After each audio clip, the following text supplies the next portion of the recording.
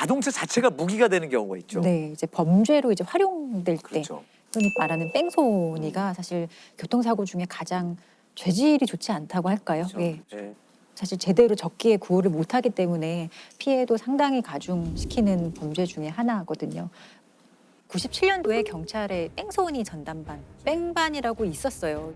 당시에는 이제 뺑소니의 검거율이 50%에서 60% 정도밖에 안 됐다 그러거든요. 그래서 이 검거율을 조금 높이기 위해서 뺑소니 전담반을 좀 설치하자고 해서 24시간 수사 체계를 구축하고 신속하게 초기에 증거 수집하고 도주한 사람을 잡는 데 목적이 있었던 좋은 취지로 시작한 전담반이었는데 사실 뺑소니 범은 요즘엔 정말 잡히기 쉬운 범죄 중에 하나거든요. CCTV 때문에 CCTV가 그런 거죠. 가장 크고 이제 과학 수사도 발달했기 때문에 지금 뺑소니 전담반의 역할이 좀 서서히 좀 네. 희미해지다가 임시 기구처럼 이렇게 좀 변해요. 근데 그러다가 다시 뺑소니 전담반 좀 필요한 거 아니야라고 다시 생각하게 했던 사건이 하나 있는데 정말 좀 가슴 아픈 사건인데 크림빵 아빠 뺑소니 사건이라고 있어요. 예. 화물차 운전기사가 이제 피해자이고 20대 가장이었는데요. 부인이 이렇게 임신한 상태로 교원 임용 시험을 준비 중이었고 이 부인을 되게 성실하게 뒷바라지하는 이제 20대 가장이었거든요. 근데 이 화물차 운전기사가 뺑소니 사고를 당한 거예요. 깜깜한 새벽, 한 손에 봉투를 든 남자가 걸어갑니다.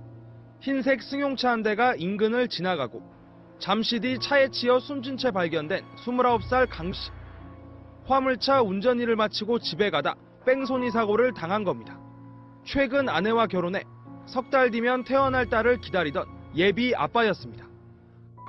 사실 뭐 뺑소니 사건이 이 사건만 있는 게 아니지만 이렇게 국민적인 관심을 끌었던 이유가 네. 마지막으로 이 피해 남편이 부인에게 보낸 문자 메시지가 이제 공개가 되면서 사람들이 이 사건에 관심을 가질 수밖에 없었는데 문자 내용이 좋아하는 케이크는 없어서 못 샀는데 대신에 크림빵을 샀는데 가진 것은 없지만 우리 뭐 아이에게 뭐 부끄럽지 않게 잘 살아가자 이런 식의 이제 문자 메시지가 공개가 되어서 당시 어떤 그 가족의 상황이라든지 이런 것들 때문에 사람들이 검거가 되지 않는 상황을 좀 답답해하면서 그 네티즌들이 아예 수사대를 구성을 하면서 검거하기 위해서 자료도 공유하고 그렇게 시작을 했었어요.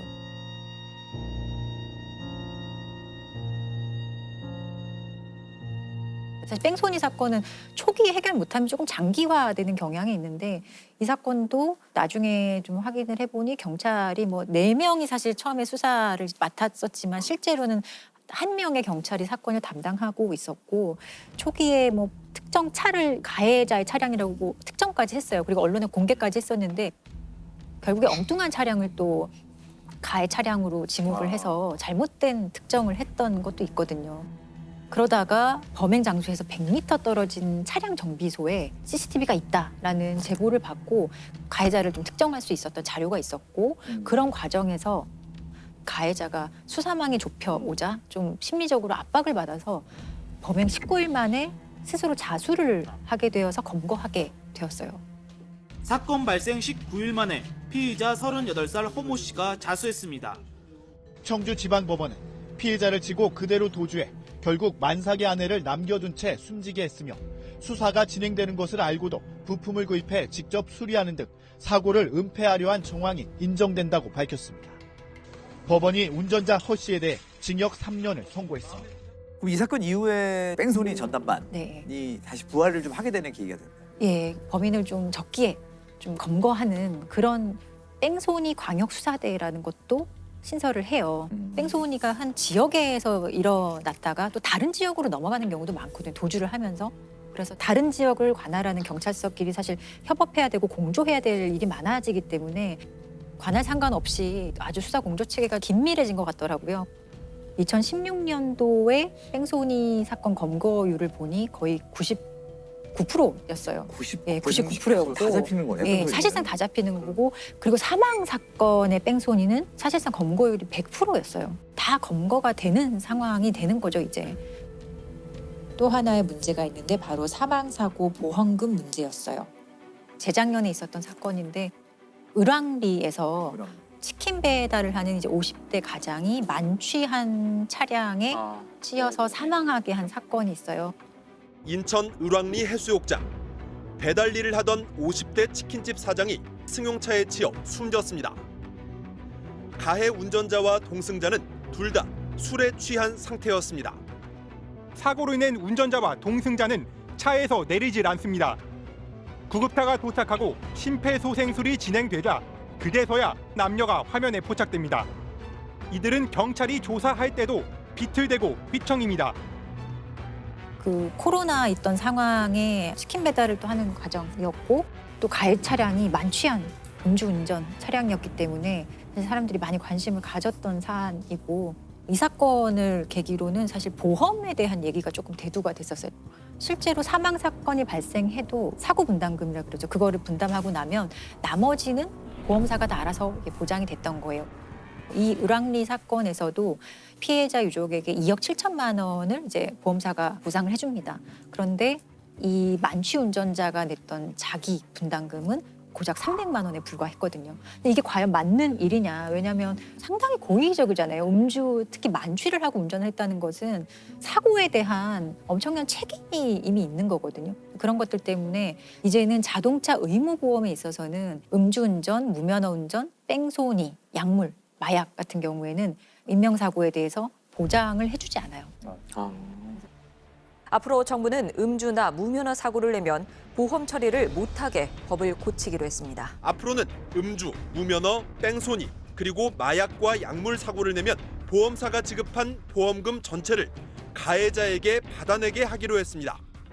사고는 가해자가 냈는데 그게 일반 고객들의 보험금 인상 부담으로 작용하는 게 불합리하다고 판단하여 제도를 개선하기로 하였습니다. 뺑소니라는 게 실수로 일단은 사람을 쳐요. 그 이후에 잘못된 판단을 해서 도주를 하는 방법을 택하는 거라서 사실상 치밀하게 증거를 인멸하거나 완전히 숨거나 그렇게 하기 상당히 어려운 범죄 중에 하나거든요. 실제로는 검거율이 높을 수밖에 없어요. 내가 사고를 내서 누군가 다쳤다 한다면은 최대한 그 사람을 구호하려는 것을 해야 되는 게 너무 당연한 일이거든요. 근데 정말 법률적으로도 그 순간 잘못된 판단을 하고 도망간다? 그때부터는 정말 살인이에요. 맞습니다. 예. 지금 뺑소니 말고 자동차로 일으킨 범죄 중에 굉장히 저한테 기억에 당시에 남았던 그런 사건이 있어요. 저 고등학교 1학년 때 일어난 사건이고요. 여의도 광장 차량 질주 사건. 다들 네. 기억하실 겁니다. 예. 이 사건이 일어난 게 1991년 10월 19일인데 그때는 여의도 공원이 아니라 여의도 광장이었죠. 예. 근데 그 여의도 공원 되기 전에는 거기 정말 다 벌판이었죠. 아스팔트. 예. 예. 지금 한강 둔치처럼 거기 이렇게 많이 갔던 거예요. 예. 맞아요. 그 자전거 타고 롤러스케이팅 타는 롤러스케이팅. 분들이 되게 많았어요. 거기서. 이 사고가 일어난 게 토요일이에요. 토요일이고 사람 많이 모였죠. 막 아이들 자전거 타고 롤러스케이트 타고 하는데 녹색 하이드 한 대가 갑자기 질주를 해서 들어와요. 200m를 가면서 23명을 쳐요. 서울 여의도 광장에서 20살 김용재 씨가 훔친 승용차를 과속으로 몰아 광장에서 주말 오후를 보내던 학생 시민들 사이로 뛰어들었습니다. 김 씨는 KBS 본관 앞길에서 여의도 광장 쪽으로 차를 과속으로 몰아 닥치는 대로 사람을 치어서 12살 지군과 6살 윤군이 그 자리에서 숨졌습니다. 또 학생과 시민 21명이 한꺼번에 중상을 입었습니다. 오늘 사고로 피해를 입은 사람들은 대부분 어린이들로 주말을 맞아 가족이나 친구들과 함께 여의도 광장에 놀러 나왔다가 이 같은 변을 당했습니다. 이 차가 들어오자마자 초등학교 5학년생 자전거 타던 아이를 치어요. 아이는 현장에서 바로 사망합니다. 조금 있다가 6살짜리 아이를 또 칩니다. 이 아이도 바로 사망합니다. 그때 방송 뉴스를 보니까 그 라이드 속도가 시속 100km였다고 해요. 사람들이 알았죠. 아, 저게 사람을 치러 오는 차구나. 막 도망을 가죠. 살인질주네요. 살인질주죠. 네. 현장은 아수라장이 됐죠. 뭐 피투성이에 뭐 부서진 자전거 파편, 뭐 옷가지, 뭐 신발 막 이런 거 널려 있었습니다. 시민들이 일단 그 차 주위로 몰려듭니다. 몰려들어가지고 이거 누가 운전했냐, 막대기랑 이런 걸로 차 유리창을 깨고 그 사람을 끌어냅니다. 끌어냈는데 옆에 있던 여자 중학생이 잡고 가까이 오면 내가 이거 찌르겠다. 다행히 너무 이제 이건 정말 하늘이 도운 건데 벨트 버클에 찔려가지고 요거는 이제 그 여학생은 안 다쳤고 옆에 있던 시민들이 이 칼 든 손을 잡고 완전히 분노해서 붙잡았죠. 경찰차 오고 이제 뭐 앰뷸런스 오고 해서 이 녀석도 경찰서로 데리고 갑니다. 저도 이제 사회부에서 경찰 기자를 할 때 가끔 흉악범 잡힐 때 그 경찰서로 막 가거든요. 그럼 보통 범인들이 이렇게 잠바 같은 거 눌러 쓰고 말 안 해요. 그냥 죽을 죄를 졌습니다 뭐 이 정도인데 이 녀석은 정말 많이 떠들어요. 왜 그런 일을 저지르셨습니까? 뭐 물어보면 카메라 앞에서 사람이 싫어져가지고 그냥 다 죽이고 싶었다. 이제 살아봐야 마찬가지다. 죽고 싶은 마음밖에 없다. 죽자. 뭐 이런 말 막 합니다. 범이 누굽니까? 김용재라는 사람이었습니다. 사람들이 싫어져 갖고요. 한마디로 그냥 다 죽여버리고 싶어 갖고 뭐 다른 뜻은 없습니다.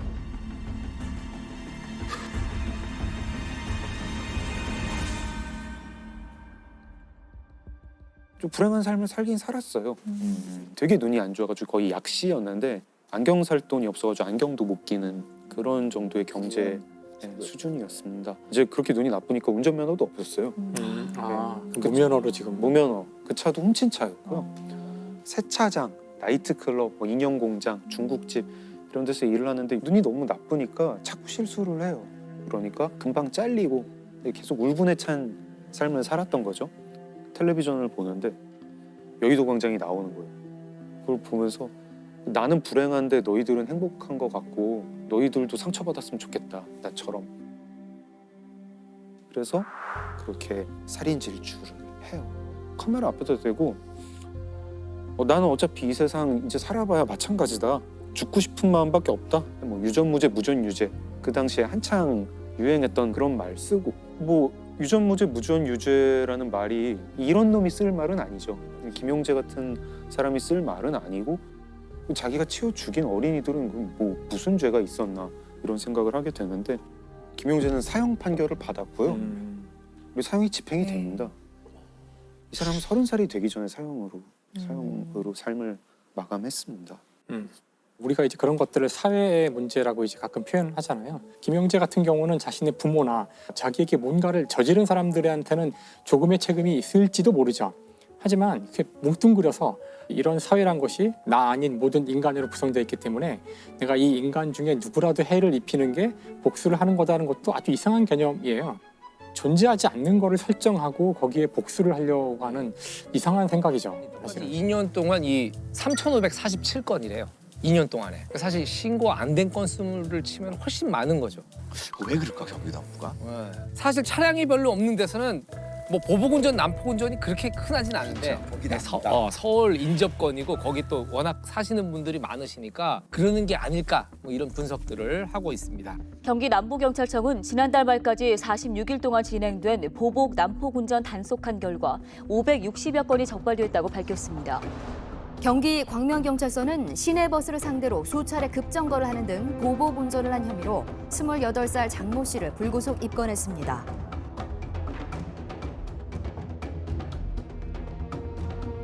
이런 어떤 분노의 감정이 순간 표출해가지고 벌어지는 일은 참 막기가 어렵고 누구나 그 피해자가 될 수 있다는 사실이죠. 근데 이제 우리가 난폭운전, 보복운전이 뭐가 다른가? 비슷한 것 같은데 두 개 다 비슷해요. 뭐 신호 위반이나 중앙선 침범 뭐 여러 가지 운전의 안전의 위험을 초래하는 행위들을 하는 건데 난폭운전은 불특정 다수한테 피해가 가는 거예요. 근데 보복운전은 특정인에게 찍어서 특정인에게 피해가 갑니다. 이 난폭운전은 도로교통법 적용을 받는다 그래요. 도로교통법. 예. 그런데 이제 그 보복운전은 형법에 적용을. 그렇죠.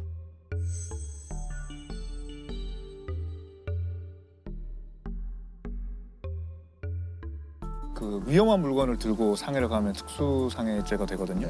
우리가 운전해서 상해를 가할 때 보통 그게 이제 특수상해로 그다음에 이제 그 차를 그냥 부딪히면 손괴죄도 이제 특수손괴죄 이렇게 되고 차가 위험한 물건이라고 그렇죠. 차 자체가 흉기 같은 거죠. 원래는 이제 그 위험한 물건들이 뭐 쪽가위, 칼, 뭐 깨진 유리, 조각, 의자 이런 것도 다 그랬는데 여기에 이제 최초로 자동차도 거기 포함시켜서 해석하고 그때부터 상해를 가하면 특수상해죄, 손괴를 가하면 특수손괴죄로 처벌되고 있습니다. 이 보복 범죄라는 것도 생각 이상으로 처벌받을 수 있다는 사실을 늘 생각하면서 경계해야 되는 거 아닌가. 근데 한 10년 전만 해도 난폭운전, 보복운전이라는 말이 그렇게 일반화되진 않았었어요. 흔하게 쓰이지는 않았는데 2012년도에 어떤 사건이 있었냐면 임산부가 병원에 가려고 운전을 하고 있는데 이제 신호가 바뀌었는데 앞에 차량이 움직이지 않는 거예요. 그러니까 보니까 이제 담배를 피고 있었던 거예요. 앞에 운전자가. 그럼 우리가 보통 이렇게 세게 빵은 아니고 그냥 뻑 하잖아요. 뻑 누르고 앞을 갔는데 이제 이 분이 화가 나서 화가 난 거야? 이 뒤쫓아 오던 사람이 화가 나가지고 막 칼치기라 그러죠. 앞을 막 끼어들고 이러면서 계속 주행을.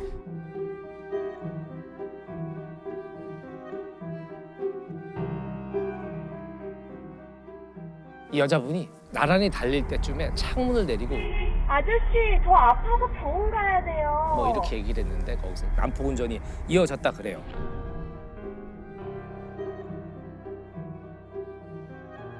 이 영상이 공개가 되면서 이때부터 본격적으로 이제 난폭운전, 보복운전이 이게 사회 문제로 대두가 됐던 시기라고 합니다. 근데 대부분의 보복운전 가해자들은 자기가 피해자라고 생각을 한대요. 먼저 도발했다. 근데 내가 웃겠다. 뭐 네, 이건 그렇죠, 그렇죠. 순간적으로 내가 웃겠다. 뭐 이런 얘기고 살인미수죄를 2015년에 이제 그 경기도 의정부에서 이제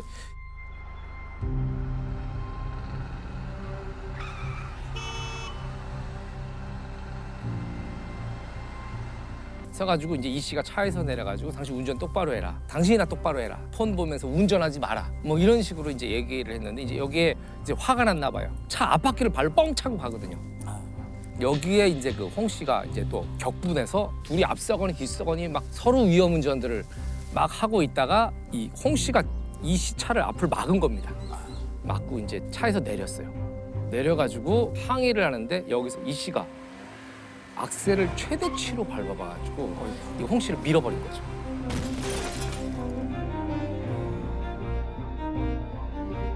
그리고 이제 도로에 떨어져가지고 전치 8주의 이제 하반신에 상처를 입게 되는데 재판에서는 이 살인의 미필적 고의가 인정돼서 징역 3년에 집행유예 5년을 선고받았던 사건이에요.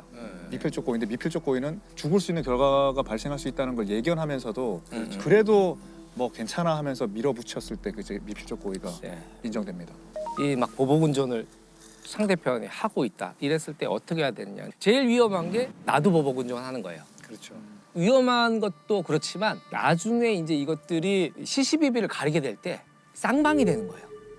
그리고 또 하나가 이제 뭐 몰래 녹음을 하는 게 위법이라고 알고 있잖아요. 당사자 간의 얘기나 대화 이런 것들 녹음하는 건 위법이 아니래요. 몰래 하더라도 피해를 줄일 수 있는 대처법이라 그래요. 보복운전에 이제 처벌을 받으신 분들을 따져봤더니 의외로 고학력, 고소득자가 많았다는 거예요. 그래가지고 대면으로서는 화를 참아내지는 못하고 그 상대방 자동차나 운전자한테 막 하게 되는데 그리고 내가 손해 보는 거 싫어하시고. 근데 자기를 앞서가는 사람을 못 견디는 사람도 꽤 많은 것 같아요. 그 심리도 있어요. 약속 시간을 늦는 것도 아닌데 올림픽 같은 거 하는 것 같아요. 더 빨리, 더 높이, 더 세게. 그 이 도로에서 일어난 실랑이 때문에 살인 사건까지 벌어진 적도 있었거든요. 99년도 1월에 강원도 삼척에서 그날로부터 이제 이틀 전에 이 신혼부부가 결혼을 했어요. 우리 자가용으로 지방을 일주하면서 좀 멋있게 여행을 해보자. 그리고 이제 떠난 길이었는데 막 이렇게 막 비포장도를 달려가다가 앞에 차량을 한 대 추월을 했어요. 추월 후에 계속 이제 그 이 차를 방해 운전을 하다가 결국에는 총으로 총을 발사합니다. 실탄을 발사해서 남편은 그 자리에서 죽사했고요. 아내는 막 울부짖으면서 이 남편을 끌어냈는데 이제 정 씨랑 한 씨가 오니까 빨리 병원에 데려가라고. 이 사람 죽어간다. 그런데 이 정 씨랑 한 씨가 거절을 해요. 악에 맞히셔가지고 울부짖으면서 나도 죽여라 하니까 그 자리에서 실탄 2발을 이 목과 가슴에 쏘게 됩니다.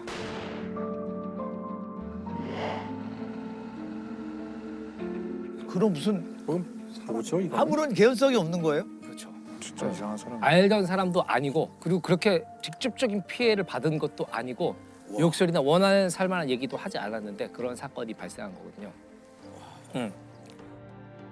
지난 1월 19일 비포장 산길을 달리고 있었습니다. 흙먼지가 많이 날려서 소행을 하고 있었는데 초를 했기 때문에 화가 나서 차 안에 앉아서 쐈습니다.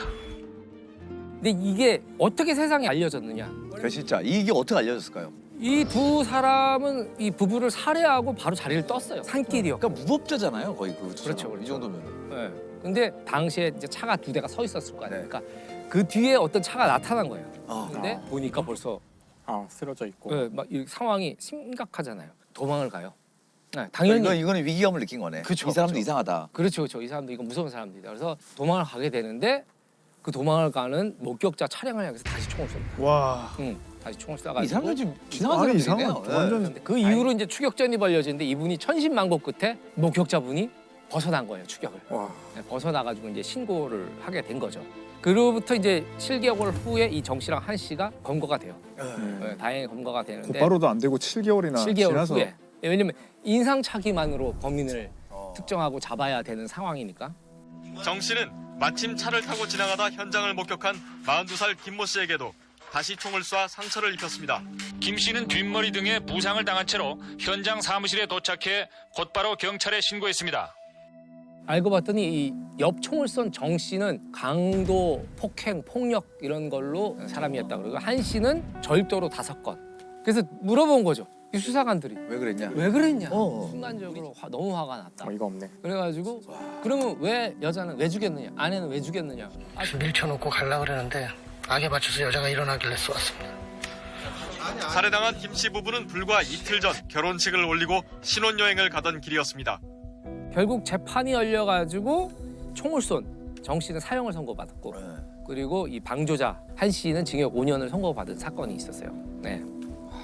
좀 힘없는 나에게 어떻게 보면 이거는 엄청난 힘을 줄 수도 있는 존재로 변하는 거예요. 화가 났을 아마 때. 비슷한 것이 네. 그 미국에서 자주 일어나는 총기 사고 때에도 평소에는 이렇게 자기가 힘도 발휘 못하고 인정 못 받던 그런 어떤 사람들이 자기 손에 총이 주어지면 그동안 쌓였던 거를 갑자기 폭발할 수 있게 되는 손가락 거죠. 하나로. 그러니까 그게 우리는 총기는 없으니까 차를 갖고 있다가 어느 순간 그게 갑자기 발현되는 그런 경우도 생길 수 있는 것 같아요. 그래서 좀 우리가 이걸 인식을 할 때 우리도 가해자가 될 수도 있다.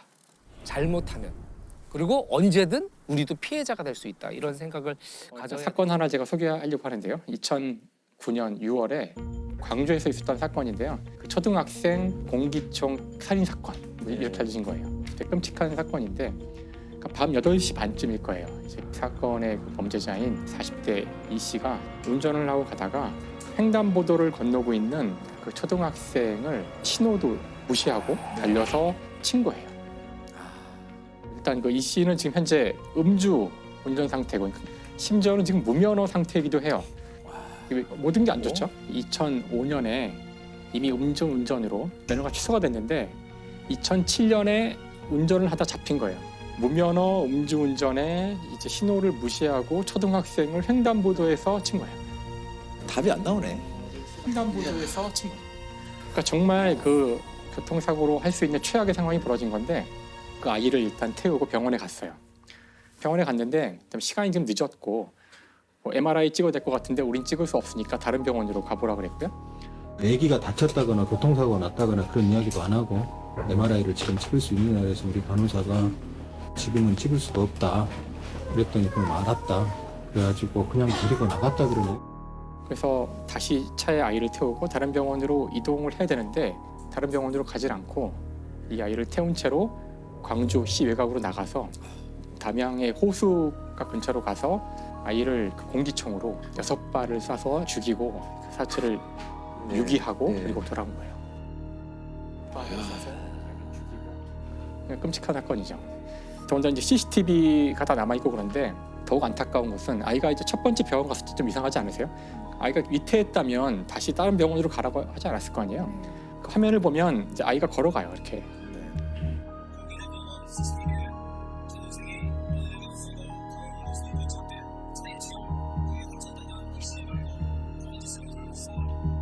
그러니까 아이는 크게 다치지 않은 상태였다는 거예요. 그러니까 다 거짓말한 거죠.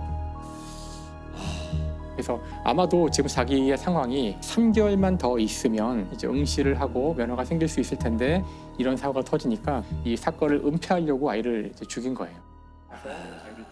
그래서 이제 굉장히 안타까운 이제 사건이고 이제 어쨌든 여기에 지금 보면은 술이 몇 차례 걸려져 있는 걸 알 수 있어요. 그러니까 일단 범죄자가 이 사건을 벌이게 되는 이유도 음주운전으로 이제 면허가 취소되고 한 거. 이 사건 자체도 이제 음주 중에 벌어지는 이제 사건이고. 그렇죠. 그래서 이렇게 끔찍한 사고를 보면서 마시지 말아야 되는 거죠. 그런 상황까지는. 그래서 그거를 인지하고 마셨다고도 볼 수 있기 때문에 오히려 사고를 저지른 사람이 죄를 조금이라도 더는 데는 전혀 기여하는 바가 없다고 생각합니다. 이 사람은 술이 아니었어도 굉장히 나쁜 사람인 것 같거든요. 그렇죠. 맞아요. 사실. 그래서 이게 사실 양형이 되게 궁금해요. 술을 마셨던 것이 이 사람의 판정이 어떻게? 살인 및 사체 유기 혐의로 해서 무기징역을 선고받게 되는데 사체 유기로 무기징역이 나왔으니까 술을 별로 고려하지 않은 것 같은데요. 그렇죠. 그 실제 요즘도 주치감경에 대해서는 진짜 비판 여론도 많이 많고 많죠. 실제로 생각하시는 것만 그렇게 주치감경 잘 안 돼요 요즘에. 예. 오히려 자기가 술을 마시면 이런 행동을 할 수 있다는 걸 예견하고 술을 마신 거에 대해서 더 책임을 가중해야 되는 네. 거예요 실제로는. 그리고 주치감경 이제는 그런 사례가 사실 많지 않아요. 거의 이제 고의로 입실적 그렇죠. 고의로 예, 맞아요. 인정을 하죠.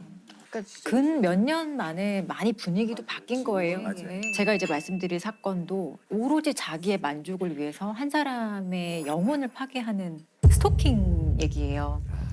이 말을 되게 많이 쓰는데요. 10번 찍어 안 넘어가는 나무 없다 이런 얘기를 다들 아실 거예요. 사실 원래 이 속담의 의미는 뭔가 꾸준함, 적극적인 어떤 인간의 의지를 포기하지 말고 얘기하는 끈기 있게 그럼요. 하라. 네, 좋은 의미였지만 이게 찍는 대상이 사람이라면 그리고 그 사람이 원치 않았다면 이건 완전히 다른 얘기가 되고 정말 무섭고 끔찍한 얘기가 되거든요. 서울 노원구의 한 아파트. 신고를 받고 출동한 경찰은 이곳에서 새 모녀의 시신을 발견했습니다. 이 빈소를 지킨 큰딸의 친구들은 남성의 스토킹이 석 달 동안 집요하게 이어졌다고 털어놨습니다. 서울 은평구의 한 공인중개사 사무실. 50대 여성 공인중개사가 사무실에서 흉기에 찔려 숨진 채 발견됐습니다. 인터넷 방송을 하던 피해자의 딸을 오래전부터 스토킹해왔던 걸로 드러났습니다. 그게 한때는 좀 끈질기게 하면 그렇죠. 오히려 좀 낭만적인 의미를 담아서 쓰이기도 했었어요. 사실 많이 착각을 해왔던 것 같고요. 상대방이 거절하거나 이랬을 때 계속 하게 되는 네, 네. 작년 10월 21일부터 스토킹 범죄 처벌 등에 관한 법률이 시행이 되면서 이제는 처벌받는 행위가 된 거죠.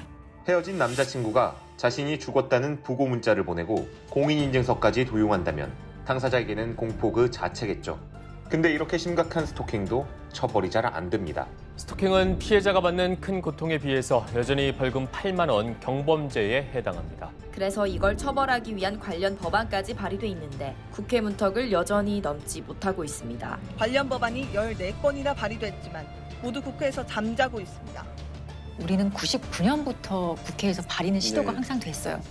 어떤 국회든지 발의가 안 됐던 국회는 없었거든요. 근데 22년 만에 통과가 되고 이제 시행이 된 게 작년이에요. 근데 근데 이미 사실 우리가 알고 있는 어떤 주요 선진국들은 90년대에 이 스토킹 행위를 법률적으로 제재하는 거에 대한 법률적인 정비는 다 마쳤고요. 이웃나라 일본 같은 경우도 2000년에 이미 스토커 규제법이라는 법률을 만들어서 형사처벌해 오고 있었어요. 우리는 정말 이거를 환영하기에는 너무너무 늦은 거죠. 국회는 그동안 스토킹과 애정 표현을 구별하기 어렵다며 입법을 미뤄왔습니다.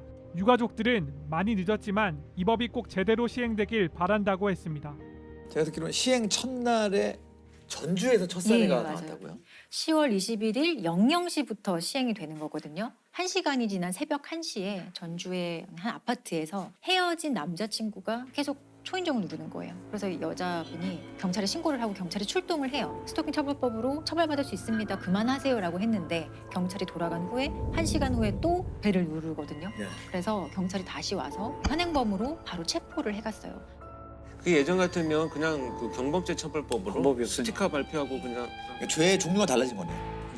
이게 스토킹 처벌법이 적용된 최초의 사건이 되는 거죠. 스토킹 처벌법이라는 건 정확히 어떤 거예요? 스토킹 처벌법은 이제 스토킹 행위에 대해서 법률이 5가지를 다 규정을 해놓고 있고요. 대표적인 게 따라가거나 접근하거나 진로를 방해하는 행위, 그리고 문자, 전화 이런 식으로 연락을 한다든지 어떤 물건을 상대방의 살고 있는 주거지나 갖다 놓는다든지 주거지 근처에 어떤 물건을 훼손한다든지 배회하면서 지켜보는 것도 포함이 되어 있어요.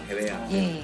이게 스토킹의 대표적인 사례고 법률에서 규정을 하고 있어요. 이 행위가 지속적이고 반복적으로 된다면 3년 이하의 징역 또는 3천만 원 이하의 벌금에 처할 수 있는 범죄로 규정을 하고 있고 만약에 이런 스토킹 행위를 흉기를 들고 한다거나 위험한 물건을 들고 한다. 징역 5년 이하 또는 5천만 원 이하의 벌금에 처해질 수 있도록 그 스토킹 행위를 이제 범죄로 규정을 해서 처벌하는 법률이에요.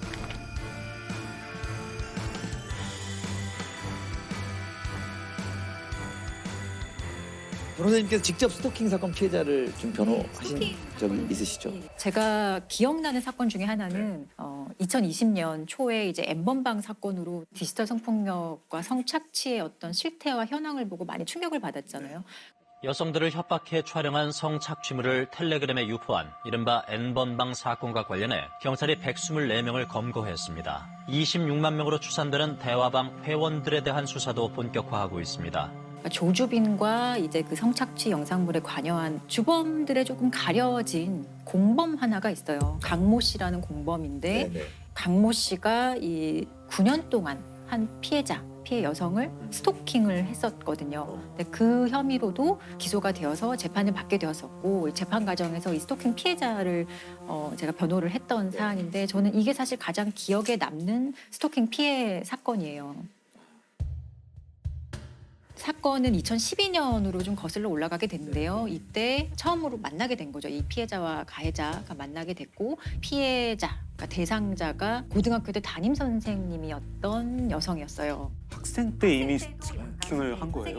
이 가해자 학생이 그러니까 당시에는 고등학생이었는데 학교 생활에 조금 적응 못하고 사회성에 조금 문제가 있어서 선생님이 여러 도움을 많이 줬다고 해요. 근데 그러던 과정에서 이 가해자는 이 선생님한테 조금 의존하게 되고 그게 발전해서 집착하게 되고 스토킹이 시작이 된 거거든요. 근데 이런 게 학교에서도 선생님이 너무 힘들고 하니까 반을 조금 분리하는 방식으로 거리를 좀 두려고 노력을 했었는데 그 과정에서 이 학생은 그걸 받아들이지 않고 자퇴를 해버려요. 그런 성향만 보더라도 사실 어떤 사람인지 대강 짐작은 아마 가실 거예요. 자퇴하고 나서 본격적인 이제 협박 형식의 스토킹이 시작이 되는데 대표적으로 커터칼을 들고 학교에 찾아와서 선생님을 협박한다든지 그리고 선생님이 살고 있는 집 앞에 빨간색 펜으로 선생님의 주민번호 그리고 같이 살고 있는 가족의 주민번호를 막 써놔요. 난 다 알고 있다는 걸 보여주는 거죠. 너의 개인정보 내가 다 알고 있어. 가족 것까지. 또 선생님의 뭐 차량을 훼손하는 것도 있었고 너무 일상적인 일이 되어버렸던 거예요. 그러니까 제자기 때문에 더 누르셨을 것 같아요. 이게 되게 사실 끔찍해서 제가 다 말씀을 드리기가 어려울 정도의 행동을 해요. 근데 일단은 그 피해자분의 가족의 신상이라든가 이건 어떻게 알았을까요? 이 친구가 사회복무요원으로 한 병원에서 근무를 했었는데 그 병원에 내원한 적이 있던 선생님의 자료 쳐보면 알 수 있었던 거죠. 조주빈의 공범 강 씨는 지난 2017년 이곳에서 사회복무요원으로 근무했습니다. 자신이 스토킹하던 30대 여성의 개인정보를 빼내 수십 차례 편지와 문자메시지 등을 보내는 등 협박을 일삼다 구속됐고 그거 진짜 그런 병원이나 이런 데서 그런 정보 알 수 있는 사람도 좀 제한해야 돼. 당연히 제한해야 되고 처벌해야 됩니다. 지금 일어나는 강력범죄의 발단은 개인정보 유출이 거의 대부분이에요. 흥신소와도 연결이 되어 있고 개인정보가 사실 아무것도 아닌 것 같을 수 있지만 동기와 수단으로 활용되는 데 있어서 정말 위험한 거죠. 그래서 참다 못한 선생님이 결국에 고소를 하게 됩니다. 그때는 스토킹 처벌법이 없었지만 사실은 이런 스토킹 행위의 어떤 개별적인 행위가 현행법상의 범죄에 해당한다면 그 범죄로는 당연히 처벌이 되었거든요. 처벌 기준이 어떻게 되나요? 이 가해자 같은 경우는 상습 협박이에요. 1년 2개월의 실형을 선고받고 구치소에 수감을 하게 되죠. 1년 2개월 동안. 이분이 고통받았던 기간은 1년 2개월의 형사리보다 더 힘들었을 텐데 좀 불공평한. 법원은 범행이 장기간 동안 이뤄졌고 협박 내용이 매우 잔혹하다면서도 피고인이 반성하고 있고 정신질환을 앓는 점을 고려했다고 밝혔습니다. 자, 그럼 1년 2개월 동안 스토킹 행위가 중단이 되었을까? 아니에요. 구치소에서도 협박 편지를 써서 선생님한테 보냅니다. 여기 있는 거? 여기도 어차피 사람 사는 곳이야. 난 반성하지 않아. 라는 취지로 선생님한테 또 협박 편지를 보내요. 선생님 얼마나 무섭겠어요. 심지어 그 교도소 안에서도 이런 식으로 협박 편지를 보냈던 아이니 출소하면 당연히 또 협박이 이어졌겠죠. 출소하기 이틀 전에 이사도 가고요. 전화번호는 이미 수없이 바꿨겠죠. 그리고 선생님이 되게 오랫동안 고생해서 주민등록번호도 변경을 합니다. 그런데 출소한 지 5개월이 되는 날 선생님이 살고 있는, 그러니까 새로 이사간 집 우편함에 선생님의 바뀐 주민번호와 그리고 가족의 주민번호가 또 적어진 편지가 놓여 있는 걸 발견을 합니다. 그건 또 어떻게 알아요? 이건 어떻게 알았냐? 이것도 참 되게 놀라운 일인데 출소하고 사회복무요원으로 구청에서 일을 하게 돼요. 이해가지 않으시죠? 이런 네. 전력이 있는 사람이 네. 또 네네. 신상 정보를 알 수 있는데 또 그렇죠. 구청에 사실 우리 뭐 개인정보 다 가지고 있는 거잖아요. 어떤 증명서 발급하고 이럴 때 주민번호, 이름 있으면 다 발급할 수 있는 건데 사실 사회복무요원은 접근 권한이 없어요. 네. 없는데 그러니까 잘못된 방식으로 일을 한 거죠. 그러니까 실제로 이게 당시에 N번방 사건과 함께 좀 얘기가 되면서 많은 사람들이 충격을 받았어요.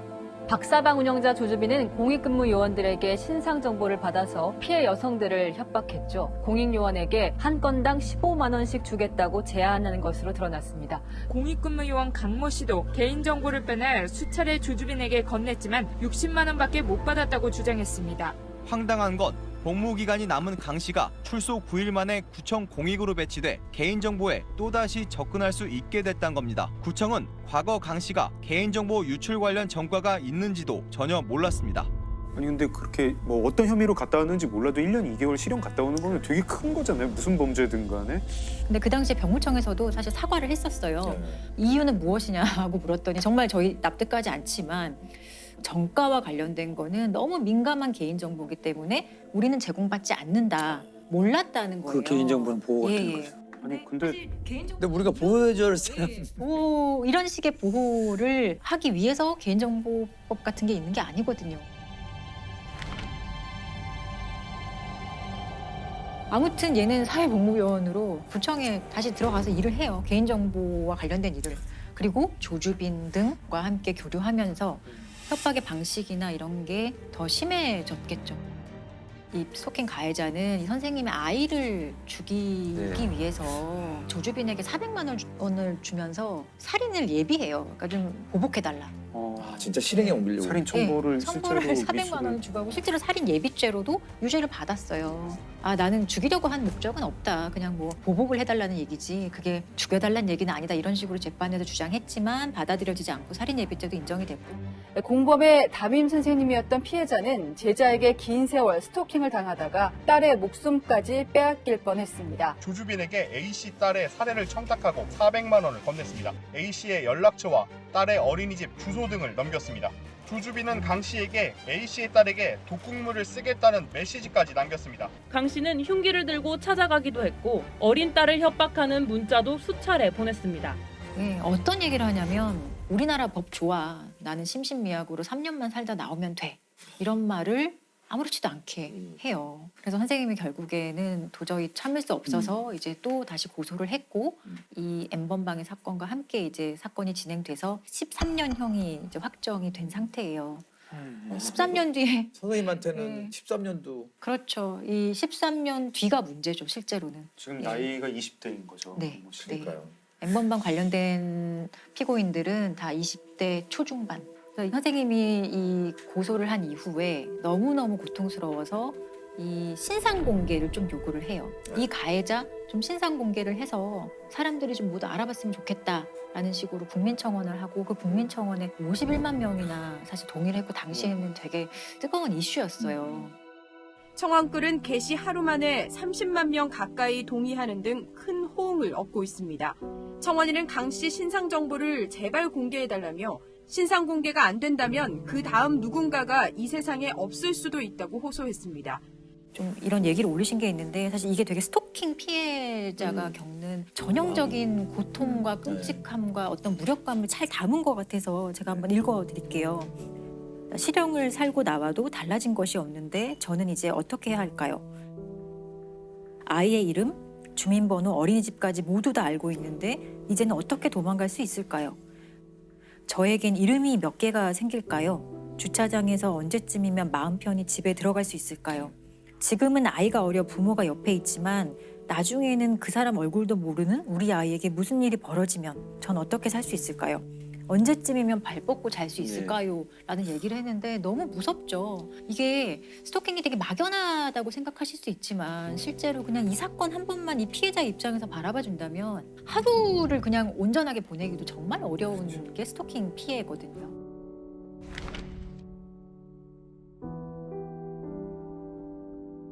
공범 강모 씨는 수사 단계에서 신상 공개가 된 건 아닌데 성범죄자 알림 이 사이트나 어플 이런 데 들어가시면 우리 주변에 어떤 성범죄자가 살고 있는지 이런 것들 다 조회를 할 수 있어요.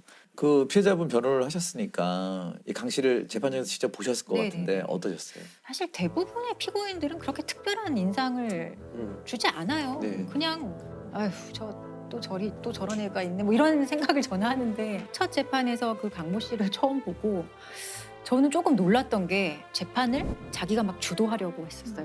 네, 자기 변호인도 있는데 자기가 먼저 막 얘기를 하고 아주 당당하고 거침없이 막 얘기를 하는 그 애티튜드의 문제였다고 생각을 해요. 사실 피고인들의 진심 어린 반성 이런 거는 저는 그런 거는 기대하지 않는 사람 중에 하나거든요. 그거는 신도 몰라요. 피고인 본인만 알아요. 내가 진심으로 반성하는지 안 하는지.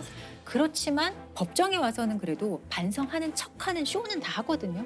근데 그러한 쇼도 전혀 하지 않았던 상당히 특이한 사람. 최후 변론하는 과정에서 이 피고인이 어떻게 얘기를 했냐면 전 되게 놀랐었어요. 이런 얘기를 이 나라는 발달 장애가 죄악이다. 따라서 저는 이 나라를 떠나서 다시는 살아오지 않기 위해서 총력을 다할 것이다. 제가 법적 생물학적 한국인이란 게 부끄럽습니다.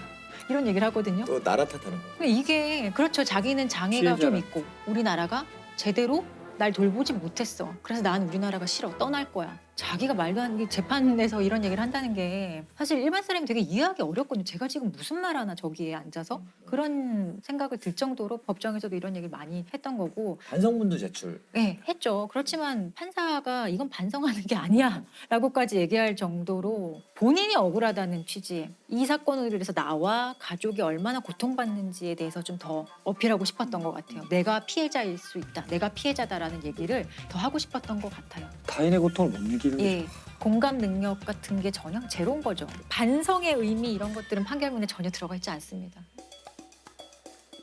공익근무요원 강모 씨는 따끔한 질타를 받았습니다. 법원에 낸 반성문 때문이었는데요. 강 씨가 진심으로 반성하기보단 판사님은 교정기관에 수용된 적 없으셔서 모를 것이다란 취지의 내용을 담았기 때문입니다. 재판장은 강 씨가 범행 내용이 안 좋은데도 자꾸 억울하다는 태도를 보이고 있다고 지적했습니다. 이런 반성문은 안 내는 게 낫다.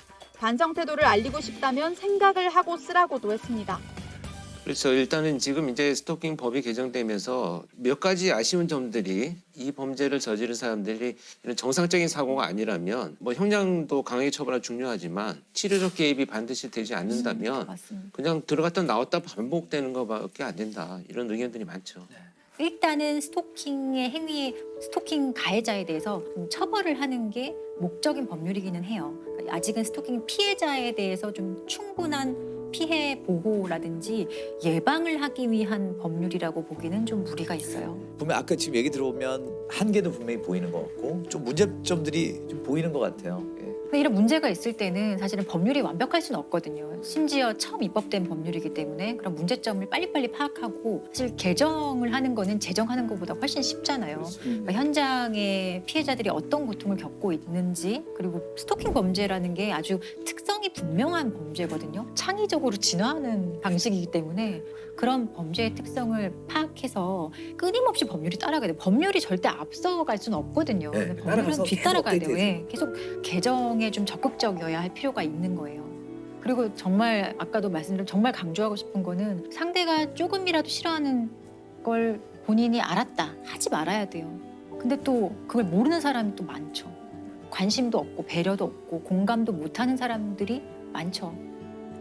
상대방의 동의라는 게 얼마나 중요한 것인지 상대방이 나 그만해, 나 싫어라고 분명히 얘기를 하거든요. 나 이렇게 하는 거 원하지 않아 라고 했으면은 더 이상 안 나갔으면 좋겠어요. 그게 정말 하고 싶은 말이에요. 그럼 많은 일들이 해결돼요, 정말로. 내가 부릴 수 있는 자유는 상대의 코끝 앞에서 멈춰야 된다는 얘기 있잖아요. 오늘 어록을 많이 남기고 계십니다. 다양한 사건 부검하셨죠? 네. 이제 부검은 국가수 있을 때 주로 많이 했죠. 지금 대학에서는 연간 한 120건 정도 하니까요. 네. 그래서 보통은 이제 부검을 통해서 사인을 밝히는 법의학적 해석도 하지만 부검 이후에 나온 감정서에 대한 재해석을 하는 경우도 있어요. 왜냐하면 우리나라 검시제도가 저는 부검 감정서를 쓰고 나면 그 뒤로는 연락이 없어요. 수사기관이 진행을 해서 기소를 하거나 하고 재판에서 어떤 논란이 붙었을 때 그때 이제 저한테 자문을 해오는 경우가 있죠. 이제 그 중에 하나 이제 기억나는 게 지금은 이제 통상 알려진 약촌 오거리 택시 강도 사건. 그게 제가 부검을 하고 재심까지 갔던 사건인데요. 제가 듣기로는 그게 아마 영화화도 됐던 재심이라는 영화가 됐던 사건인데 2000년 8월 10일 날 택시 기사가 동료 기사들한테 무전을 합니다. 택시 강도를 당했다고. 그래서 택시 기사들이 가보니까 이미 칼에 찔려서 다량 실혈이 있었고 그러나 이미 출혈을 너무 많이 해서 사망한 사건입니다. 강도 살인 사건이기 때문에 그 다음날 저희한테 부검을 오게 된 거죠. 사인 자체는 진단내는 게 어렵지는 않아요. 왜냐하면 눈에 확연히 보이기 때문에 그 당시 이제 그 심장 자창 이렇게 이제 해서 사인을 냈죠. 근데 이제 제가 이제 감정서를 쓰다 보면 전체를 다 해요. 극히 이렇게 상처가 커 보여도 그 부분만 하는 게 아니고 전신을 전체를 다 봐서 혹시 빠진 부분 또는 흔적을 찾으려고 노력을 해요. 이 가슴에 8군데의 자창이 있음에도 불구하고 어느 것이 주로 안에 들어가고 어떤 건 자입하지 못한 것이 있거든요. 그 중에 들어갔던 것이 2번과 3번의 늑골을 절단하고 그다음에 폐와 심장을 지나서 척추 끝까지 이어진 그리고 이제 또 하나는 병원에서 치료 중에 발생하는 손상들이 또 있어요. 그건 사후죠. 이것을 구분해서 기술을 해요. 목격자가 용의자가 됐죠. 그렇죠. 이제 그 당시에 그 목격자는 다방에서 배달을 하는 15살 최모군이에요. 아무런 생각 없이 오토바이를 타고 가는데 2명이 후다닥 뛰어가는 걸 자기는 스쳤어요. 스치고 가서 보니까 택시 기사가 피를 흘리고 쓰러져 있는 것을 목격합니다. 그게 이제 목격자 진술입니다. 근데 그 목격자 진술했던 사람이 며칠 만에, 사흘 만에 범인으로 이제 달바꾸면 되죠. 그러니까 최군 입장에서는 목격한 것이 인생을 바꿔버린 일이 된 거죠. 그 당시 이제 용의자인 최군은 목과 뭐 어디를 몇 군데 찔렀다, 어디를 찔렀다 이렇게 자백을 했고. 자백을 했어요. 그렇게 해서 이제 자백을 했기 때문에 당시 이제 기소가 되고 재판에 섰을 때. 그 허위 자백하게 되는 그 심리가 뭘까요?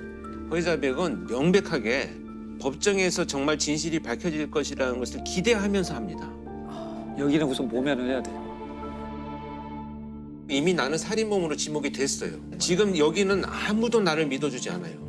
그런데 법정에서는 정말 전문가도 나오고 진실이라는 것은 반드시 밝혀질 거야. 이 기대는 지금 이 상황에서 벗어날 수 있는 어떤 동기를 작용을 하는데 거기에 대한 연구들이 많아요. 그래서 1심에서 이제 자백은 실은 허위였다.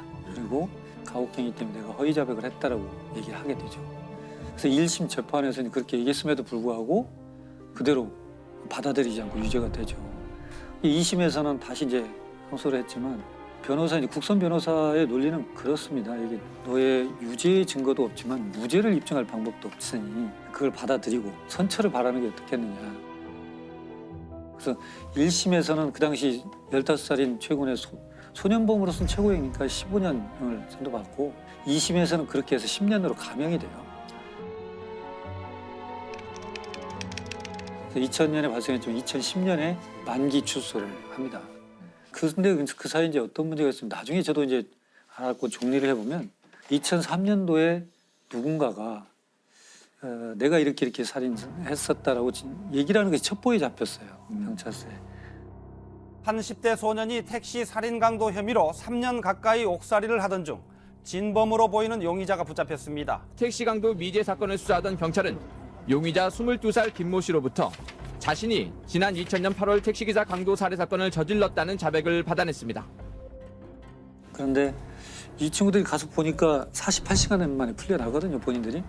택시기사 살인사건의 진범이라고 자백한 용의자를 경찰이 하루 만에 풀어줬습니다. 경찰은 자백의 신빙성이 없고 증거가 충분하지 않기 때문에 불구속 수사를 하겠다고 말할 뿐 뚜렷한 석방의 이유를 설명하지 못하고 있습니다. 그래서 자기를 뭐 처벌할 의사가 없는 걸로 생각이 되니까 실은 그냥 뭐 가족들한테 관심 받으려고 허위로 진술한 것이다라고 해프닝으로 끝나버렸어요. 그래서 결국 이제 최고는 만기 출소를 했고, 그래서 2010년에 나와서 2013년 그때 재심 청구를 해요. 근데 재심 청구를 하는데 이제 받아들일지 안 받을지 이제 문제가 되는 건데, 군산지청에서 이 사건을 맡고 돈에 이제 제가 법의학자고 혼자니까 저한테 법의학 전문 소견을 좀 들어보려고 저한테 그 사건 얘기를 설명해 주니까 그 사건이 이 사건인가 하는 생각이 드는 거예요. 저는 그때까지도 약천 오거리 사건인 줄 몰랐어요. 명칭을. 그때 부검 하셨으니까. 네. 전혀 그다음 자문을 받아본 적이 없으니까. 그래서 우리가 이제 감정서 나갈 때 사진을 첨부해서 저희가 나가요. 근데 그것은 이제 뭐 인화된 사진이기 때문에 제가 보관하지도 않고, 국가수가 보관한 건 국가기록원에 가 있지만 거기도 남아있지 않고, 관할 경찰서 수사기관에 가고, 수사기관도 이제 종결된 사건이니까 없죠. 근데 저 같은 경우는 법의학 수업 시간에 슬라이드로 보여줘야 될 좋은 자료들이 있잖아요, 학생들한테. 그럼 필름을 바꿔서 다른 카메라로 찍어줘야 돼요. 굉장히 불편한 일이거든요. 제가 그 당시 이제 디지털 카메라가 막 나와서 샀어요. 그래서 그걸로 혹시 찍었지 않았을까? 라는 생각을 한 거예요. 그래서 USB가 없고 이제 CD에다 이렇게 꽂아요, 제가. 그래서 CD를 찾았어요. 찾아서 혹시 2000년 하고 보니까 8월 11일 부검 3건이 제 목록에 있는 거예요, CD에. 1번 딱 열어보니까 화재의 사건이에요. 아니고 2번 여니까 어떤 여자분 사진인데 이것도 아니고 없나? 3번 딱 여는데 익산 써 있어요. 보니까 그 사건인 거예요. 선명한 이제 디지털 카메라 사진이 있는 거죠. 아, 이것은 가서 보여줘야겠다. 군산지청 지청장님하고 이학 검사분들 다 모시고 사진을 전체 슬라이드로 보여줬어요. 근데 2003년도에 본인이 자백했던 사건이지 않습니까? 일부 이게 그 진범과 그 옆에 있었던 친구의 조사인데, 우선 진범이 이렇게 표현해요. 돈을 다 내놓아라 라고 하자 택시기사가 놀래면서 밖으로 나가려고 하는 것 같아서 제가 제 왼팔로 택시기사 왼쪽 어깨 옷을 잡고 오른손으로 잡고 있던 칼로 쇄골 부위를 찌르자 칼끝에 뼈가 걸리는 느낌이 들었으며, 이게 칼끝이 어디에 걸린다는 표현은 경험하지 않으면 못해요, 말을. 그건 소설 속에도 없고 배우지 못해요. 2번과 3번의 늑골을 절단하고 그다음에 폐와 심장을 지나서 척추끝까지 이어진, 그리고 이제 친구의 진술인데요. 그 칼은 가정집에서 쓰는 식칼이었는데 칼끝이 휘어 있었습니다라고 표현해요. 그리고 칼끝이 뭔가 묻어서 건조가 됐는데 지방기처럼 말라붙은 시커먼 색이 붙어 있습니다. 이것은 굉장히 사실적인 진술이거든요. 근데 반전은 뭐냐면 그 당시 최군의 진술에서는 어디를 찔렀냐 그러면 가슴을 찌르고 등을 찌르고 옆구리를 찌르고 얼굴을 찔렀습니다라고 굉장히 드라이하게 이렇게 진술이 돼 있어요. 근데 문제는 옆구리를 찔렀던 최군의 진술에서 모순이 뭐냐면 옆구리에 있는 3군데의 자창은 병원에서 생긴 겁니다. 폐가 찔리고 심장이 찔리니까 출혈이 흉곽으로 차요. 그럼 숨을 못 쉬잖아요. 병원에서 옆에 절개를 합니다. 그래서 피를 뽑아내요. 그건 최군이 할 수가 없어요. 해서도 안 되는 거예요. 근데 최군은 정확히 옆구리도 찔렀습니다, 진술에. 야, 이건 너무 좀 인위적인 냄새가 난다. 조서를 읽고 다시 이제 그 사진을 검사들과 다 같이 봤어요. 자, 이런 모양입니다. 그러니까 전부 다 그걸 받아들이게 된 거죠. 이건 재심할 수밖에 없겠구나, 이렇게 되는 거죠. 15년 전 있었던 익산 약촌 오거리 택시기사 살인 사건에 대한 재심이 오늘 광주 고등법원에서 열렸습니다. 사건 발생 16년 만에 최 씨가 다시 법정에 섰습니다. 무죄로 인정할 만한 명백한 증거가 있다며 확정된 법원의 재심 공판에 참석한 겁니다. 그래서 재심은 이제 받아들였고 군산지청에서 해서 대법원까지 가가지고 무죄로 됐죠. 그리고 이제 바로 진범으로 진술했던 그 사람이 바로 긴급 체포가 돼서 형을 살고 있죠, 지금. 아, 이 교수님의 그 사진이 결정적인 역할을 한 거네요. 최종 이제 무죄 판결 듣고 어떠셨어요? 이제 뭐 사필 규정이죠. 실은 법을 다루는 사람들이 신은 아니니까요. 근데 그런 생각을 저도 역시 합니다. 반문하는데 이런 사건이 발생해서 피의자 신문조서, 범인으로 된 분의 조사나 현장 검증이 있을 때는 법의학 전문가가 같이 임장을 했으면 좋겠다는 생각을 해요. 과거 거 보면 현장 검증이 아니에요. 현장 강요지. 네, 맞아요. 그래서 이미 자기들이 갖고 있는 상황에서 진술을 받아내. 그 현장에 보면은 검시관님들은 이제 법의학자분들이랑 다른 거죠. 그렇죠. 지금 이제 우리는 법의관이라고 하고 예. 검시관들은 요 근래 이제 우리 과학수사에서 각 경찰청마다 의료기술직 출신들의 검시 조사관을 두고 있어요. 지금은 그럼 현장은 이제 검시관은 출동을 해가지고 그렇죠. 이제 자기 의견을 그렇죠. 쓰고 하지만 이제 정확한 거는 부검은 이제 또 해야 되죠. 그리고 이제 중요한 건 이번 건도 내부 장기의 치명적 손상으로 사망했다는 건 이미 알죠. 현장에서 보면. 그러나 어떤 경로로 갔는가에 대한 정확한 기술을 우리 이제 해놔야 돼요. 그래야만 나중에 그 지금처럼 이렇게 했다는 진술을 누가 부합된다는 걸 얘기할 수가 있어요. 죽음을 검증하는 것이 너무 중요하다. 이 죽음은 상당히 어두운 분위기를 주죠. 그러나 죽음을 어둠으로 보지 말고 죽음은 살아있는 사람들한테 교훈을 던지는 살아있는 학문으로 좀 봐주셨으면 좋겠어요. 제가 가끔은 그런 얘기를 합니다. 어떤 사망 사건이 발생하고 누가 사고가 발생하면 불상사가 발생했다 이런 표현을 해요. 근데 불상사는 죽은 사람한테 발생한 게 아닙니다. 죽은 사람은 이미 죽었어요. 불상사는 그와 같이 미래를 꿈꿨던 사람들한테 불상사가 발생한 거예요. 즉, 산 사람한테 불상사가 발생한 겁니다. 그래서 우리는 죽음을 검증해야 돼요. 그래서 검증해야 돼요. 반대로 보험금을 노린 범죄도 그 건도 참 저도 참 답답하고 지금도 돌이켜보면 이제 과연 아찔한 사건인데요. 2006년도쯤에 피해자가 아버지예요. 아버지가 이제 조수석에 탔고 아들이 운전하고 운전자의 어머니가 탑승하고 차량이 갑니다. SUV 차가. 근데 교차로에서 좌회전하면서 이미 정차돼 있던 소나타를 충격을 해요. 주도를. 그러고 나서 조수석에 탔던 이 망인만 가서 보니까 이미 사망한 상태예요. 크리스마스 밤에 교통사고로 한 50대 공무원이 숨졌는데요. 일가족이 타고 있던 SUV 차량이 신호대기 중이던 승용차를 들이받았습니다. 이 사고로 SUV 차량 조수석에 타고 있던 공무원 54살 김모 씨가 그 자리에서 숨졌습니다. 가족들은 가장인 김 씨가 교통사고로 숨졌다고 진술했고 서둘러 시신을 화장했습니다. 가족이 탑승한 상태에서 조수석에 탄 사람만 돌아가셨잖아요. 당연히 응급실 인턴쌤은 교통사고로 인한 사망, 의심할 여지가 없이 사망진단서 띄어졌죠. 그런데 사고 처리반은 우리 공 교수님 아시겠지만 사고 처리용 사진을 찍는 거예요. 첨부해야 돼 사진. 그 사진을 몇 장을 찍고 사망진단서는 발부됐고 사고 처리라는 것은 인정이 돼 있으니까 당연히 끝났죠. 근데 이게 이제 교통사고인데 문제는 장례 연락을 안 했어요. 부고를. 직장에도 연락하지 않고 또 형제들한테도 연락하지 않고 아무한테도 연락하지 않고 장례를 치러버려요. 화장을 해버렸어요. 그러고 나니까 이게 좀 이상한데 가족들은 수사를 요청을 해도 시신도 없고 사진만 있고 그러니까 이게 자꾸 안 풀리던 사건이 있었어요. 그리고 또 수사를 계속 진행하다 보니까 참 독특한 게 밝혀져요. 정차돼 있던 차 있었죠. 피해 차량. 그 운전자가 망인의 부인과 내연관이에요. 그 사람은 자백을 합니다. 실은 내가 이렇게 해서 서 있으면 어디에 몇 시에 돼 있으면 와서 이렇게 해서 교통사고 보상금 2001년도부터 한 14개 정도 들어놨거든요. 14개. 7억여 원 정도 수령을 하는데 내가 좀 나누겠다라고 내가 그때 나왔다. 이렇게 자백을 합니다. 근데 어떻게 죽였는지 난 모른다. 그건 들은 바가 없다. 그래서 법정에서 밝힐 수가 없죠. 그래서 결국 보험 사기로만 1심에서는 정리가 돼요. 아들은 보험금 수령하자마자 외국으로 갔어요. 기수 중지가 되고 그 부인은 보험 사기로 5년형 또 공범인 내연하면 1년 징역 살고 경찰은 이제 단순 보험 사기뿐만 아니라 살인 사건으로 이제 중점을 두고 증거에 대한 계속 추적을 했습니다. 왜냐하면 그때 탔던 SUV 차량 충돌 과정에도 에어백이 터지지 않았어요. 또 하나는 그때 교통사고 분석을 해보니까 시속 약 40km 미만으로 가고 있었던 속도이기 때문에 탁승자가 사망할 수 있다 이렇게 생각할 수가 없는 상태거든요.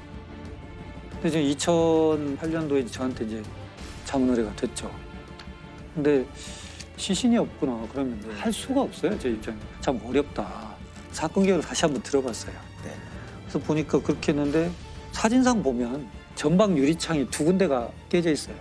거기에 2군데가 충돌돼 있으면 누군가가 2번 부딪혀야 되거나 또는 조수석이니까 뒷좌석에 탔던 부인이 부딪히거나. 부인과 운전자인 아들은 아주 정상이거든요. 근데 이게 좀 이상하다. 근데 시신 장례식장에서 찍은 사진이거든요. 지금 교통사고 처리반이. 근데 딱 뒷면을 보는데 시반이 형성이 잘 돼 있어요. 시반이라는 게 그 피가 이제 고여가지고 그럼 피부 결국은 밑에 우리가 사망했다 그러면 심장이 멈추는 거거든요. 심장이 멈추면 혈액이 돌아다닐 힘을 잃어요. 그럼 이건 맥체이기 때문에 중력이 작용하는 방향으로 그대로 이동을 해요. 그냥 시간이 걸립니다. 어느 정도 자리 잡으면 색깔이 나타나기 시작해요. 근데 이 사람은 앉아있는 상태에서 사고가 나고 응급실 가서 계속 실려가면서 등 뒤로 이동할 수 있겠죠. 근데 시반이 사망한 지 1시간 반 만에 그렇게 형성될 수가 없어요. 조수석에 타기 전에 이미 누워있는 상태에서 시반이 형성됐어야 돼요. 사망 시간을 그 훨씬 전으로 봐야 돼요. 그래서 2심에서는 이게 이제 무기징역이 되죠. 그리고 이제 살인 혐의가 돼서 외국에 나와 있던 아들은 민터폴로 체포가 돼서 들어왔죠. 일단 둘 다 이제 무기징역. 단순 교통사고 같았지만 망자의 부인과 아들이 범인으로 지목됐습니다. 김 씨 앞으로 14개의 보험이 가입돼 있었고 피해 차량 주인이 숨진 김 씨 부인의 내연남인 것도 의문이었습니다. 재판부 역시 김 씨가 살해된 상태로 사고를 당했다고 판단했고 김 씨의 부인과 아들에게 각각 무기징역을 선고했습니다.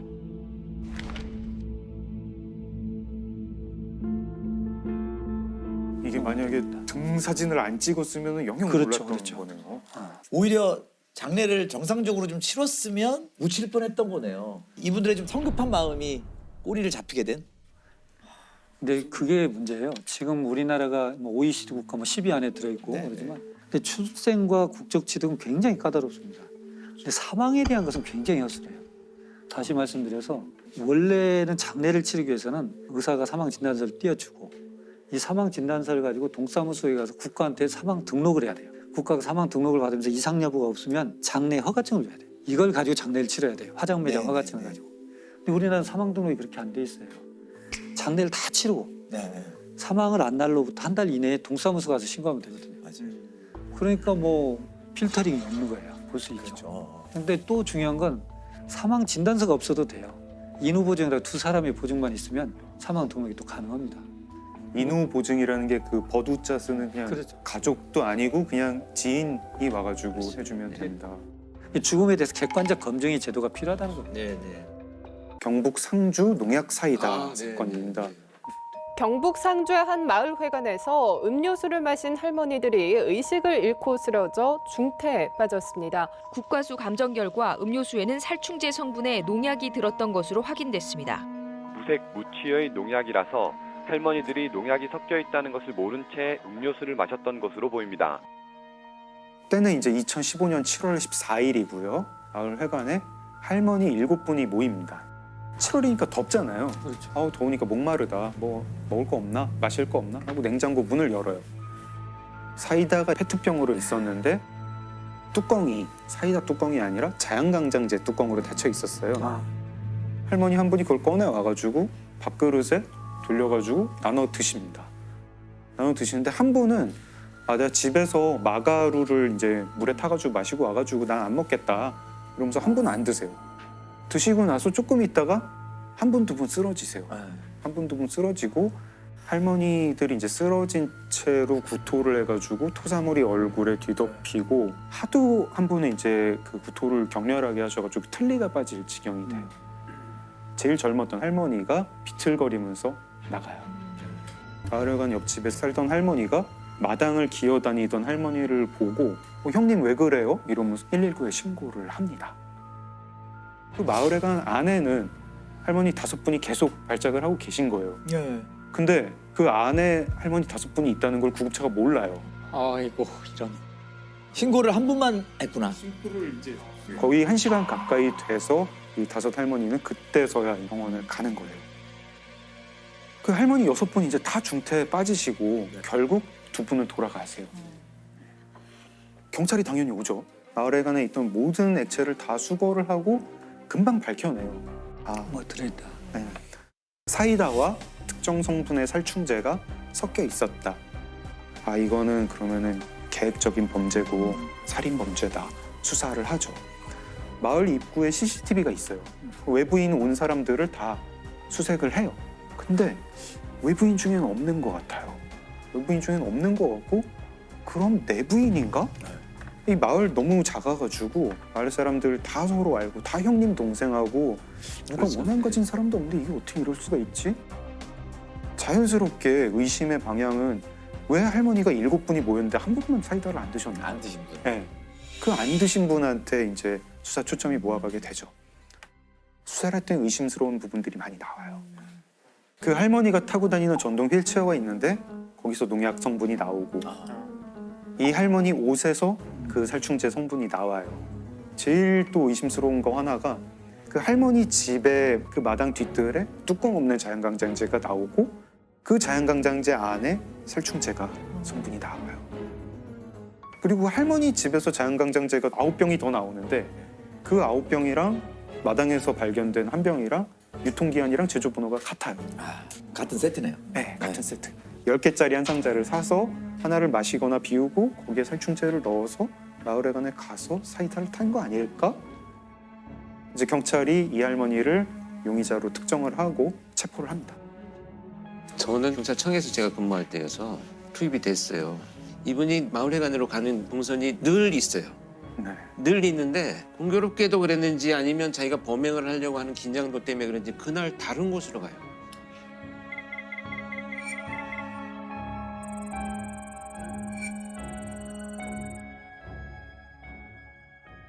이제 그 다음부터가 문제인데 정황 증거는 있죠. 그렇죠. 정황 증거는 있는데 물증이 없어요. 그 자연강장제에서 할머니 지문이나 DNA가 나오지도 않고 사이다병에서 나오지도 않아요. 네. 그리고 할머니가 그 살충제를 사이다에 섞는 게 CCTV에 찍힌 것도 아니고 그걸 본 사람도 없어요. 할머니도 자백하지 않아요. 안 그랬다 그러시고. 할머니는 끝까지 나는 절대 그러지 않는다. 강력범죄였던 성향이 있는 분들도 아니고 하니 계기만 만들어주면 잘 자기가 이 범죄가 왜 저질러졌는지에 대한 동기를 스스로 밝히고 자백을 할 줄 알았는데 끝까지 완강하게 결국은 마지막까지 이렇게 자백하지 않고 갔는데 그렇게 해서 국민참여재판에 신청을 하게 돼요. 여태까지 이제 국민참여재판으로 한 사건 중에 제일 긴 사건이에요. 굉장히 치열한 공방을 거쳐가지고 국민참여재판이 5일 동안 결국에는 이제 배심원들이 전원 유죄로 판결을 내립니다. 그리고 대법원도 결국 무기징역입니다. 정황 증거 쪽으로 간 거네요. 네, 정황 증거가 너무 유력한 게 많다 보니까 이 정도면 유죄로 봐야 된다. 이런 사건인데 안타깝기도 하고. 그러면은 살해 동기도 모르는 거네요.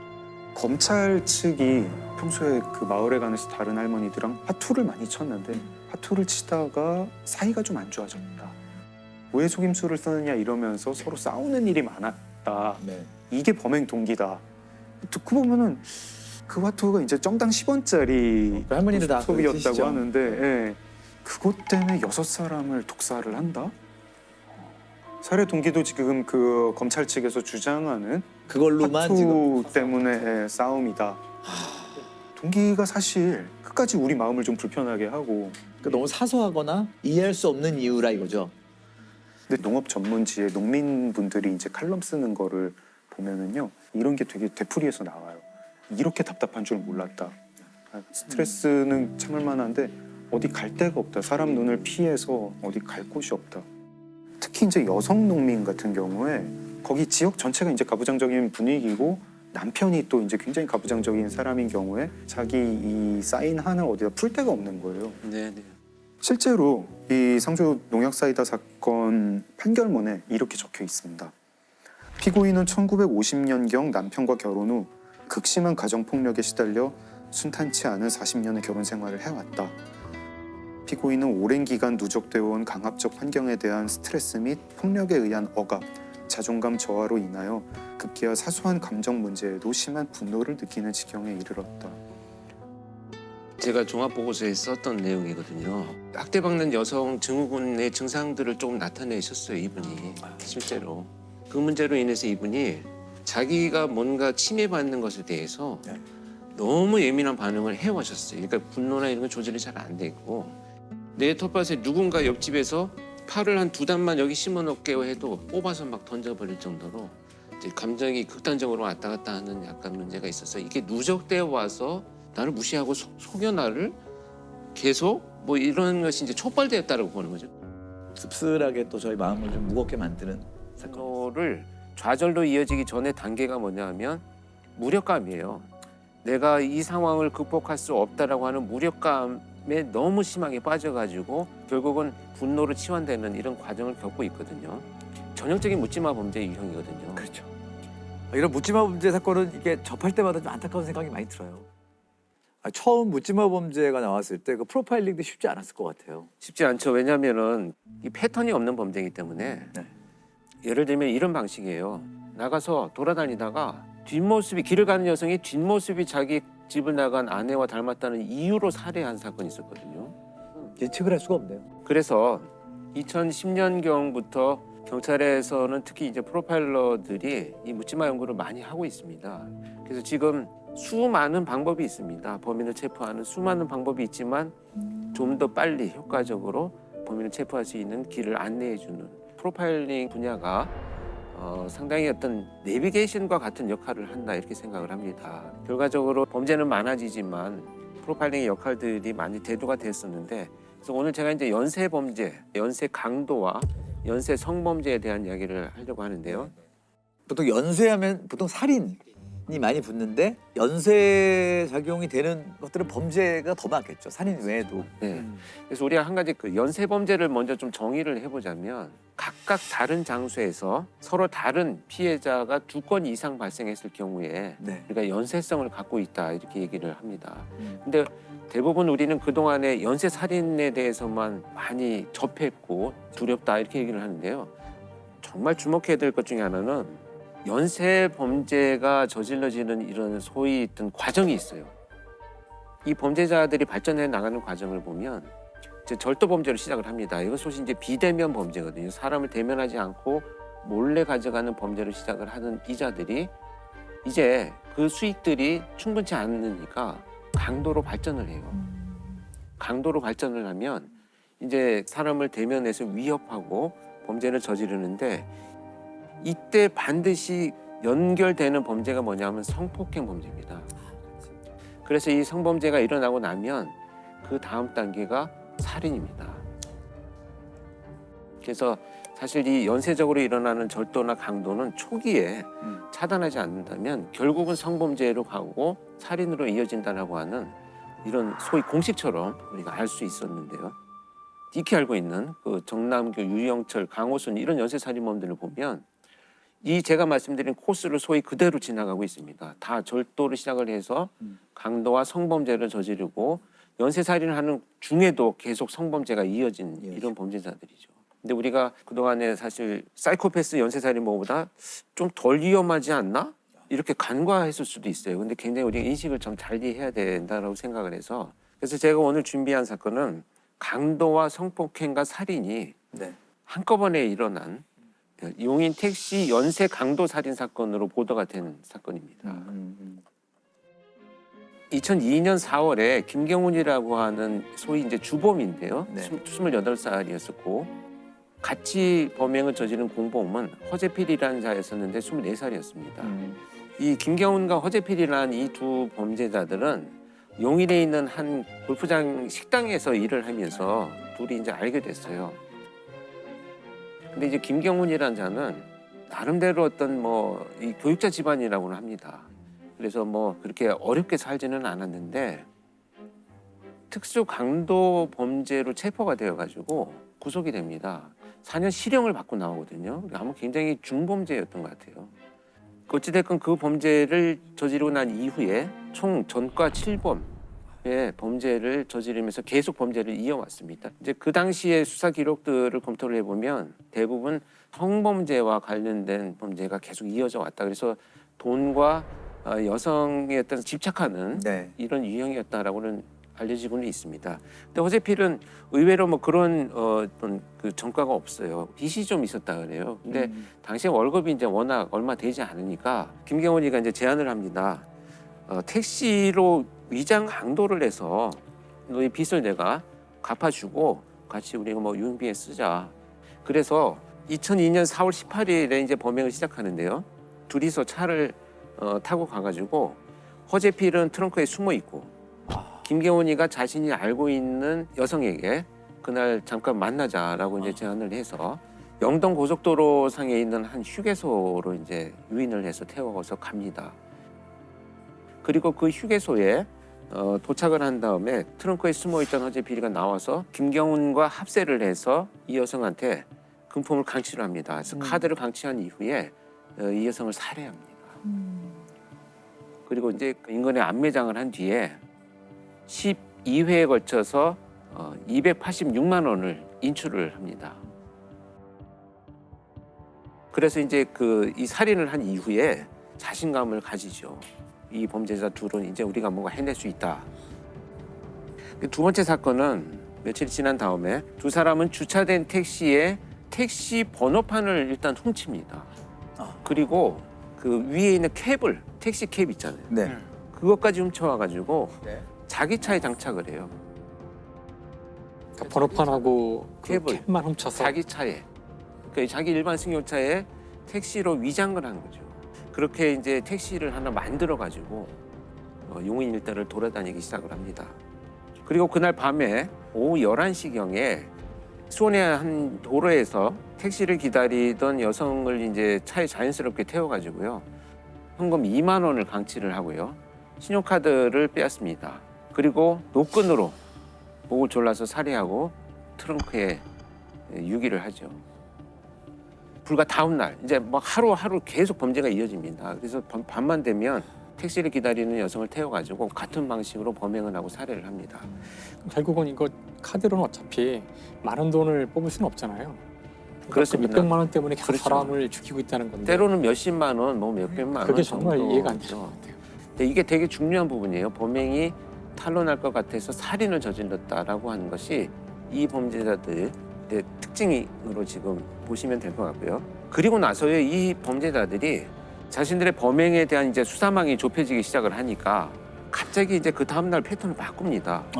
이 번호판과 캡을 떼어내고 3명의 여성이 같이 서 있는 곳에 가서 같이 놀러 가자, 드라이브를 하자 이렇게 이제 유인을 합니다.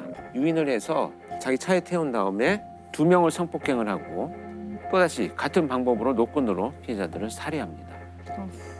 그러다가 이제 체포된 과정을 보면요, 계속 범죄가 이제 성공을 하니까 용인의 한 회사 주차장에서 이제 번호판을 훔치려고 하다가 경비원한테 발각이 됩니다. 그래서 이제 경찰에 신고가 되어가지고 절도 범죄로 경찰이 출동을 해서 이 두 사람 체포를 하는 과정에서 김경훈이 경찰에 도착하기 전에 이제 도망을 가게 됩니다. 도주 하루 만에 경찰은 이제 김경훈의 은신처를 찾습니다. 그래서 이제 방을 급습을 했는데 급습하는 순간에 이미 김경훈은 자신의 목을 찌르고 피를 흘리고 있던 상태로 발견이 됐죠. 그래서 이제 경찰이 병원으로 후송을 했지만 결국 사망을 하게 되죠. 경찰은 이내 동생을 앞세워 용의자 김 씨가 은신 중인 포항의 한 가정집을 덮칩니다.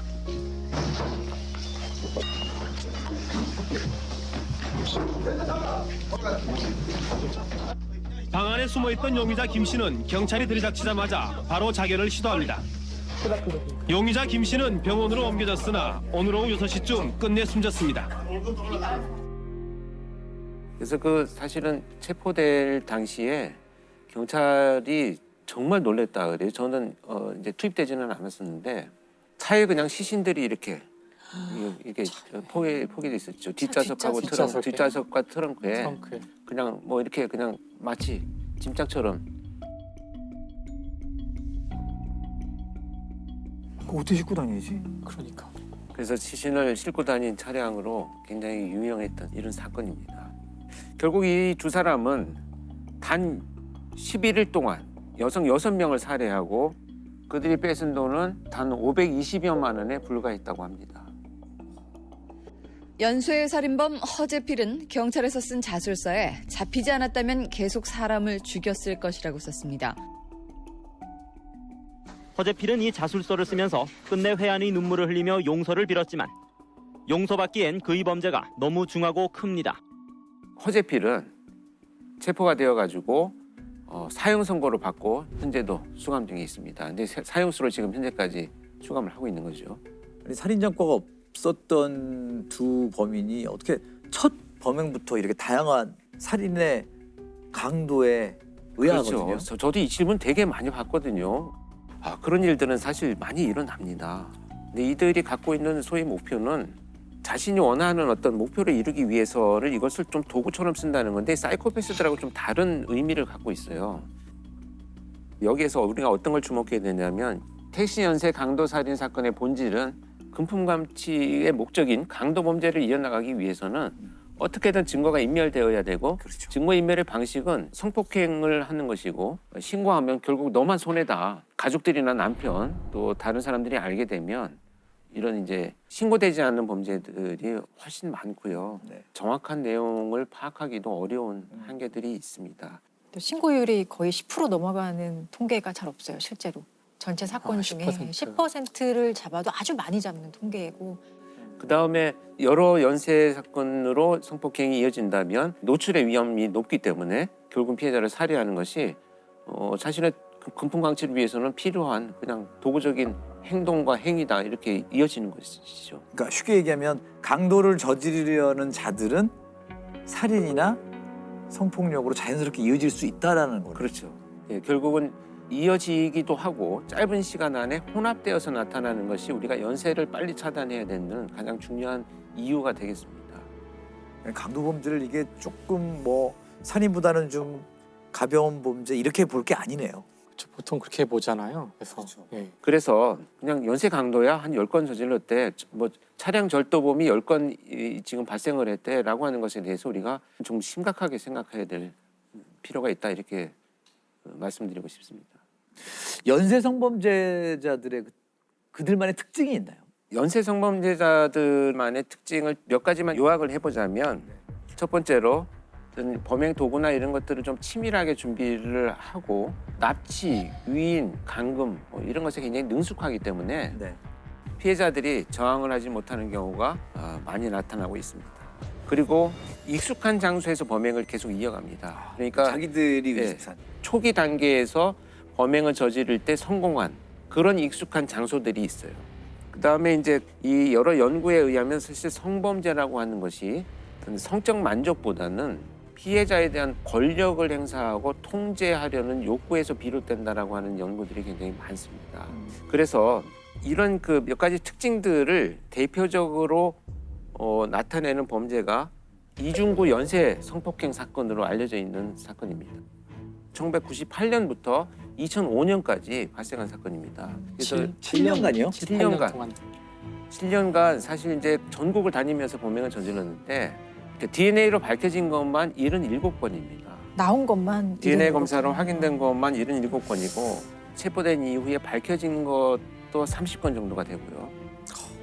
총 184명의 피해자를 남긴 정말 희대의 연쇄 성폭행 사건으로 남아 있습니다.